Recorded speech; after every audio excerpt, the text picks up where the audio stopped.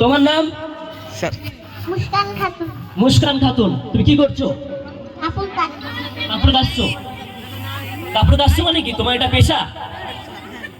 তুমি কাপড় কাচো তাই তো? বলো। হ্যাঁ।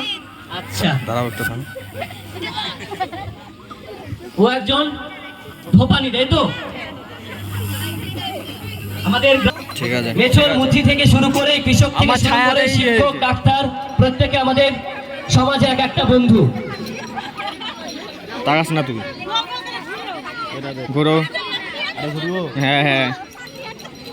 কে গেল যে বার্তা বহন করে গেল, সেই বার্তা আমাদেরকে আগামী দিনের এক একটা মন্ত্র হিসাবে আমাদের আগামী চলার পথকে সহজ করতে পারে।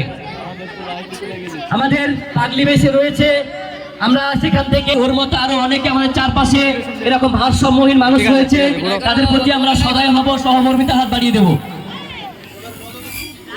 তুই সামনে থাকা। বলো, বিশালা কোনটাই বলতে চাইছে? বুঝাই আছে না। আমি চাইছি ঠিক আছে। গাছ লাগাই, গাছে থেকে আমরা এটা ওটাই অনেক ওটাই। আমাদের শ্বাসকষ্ট আমরা থেকে বেঁচে থাকি। আর কিছু?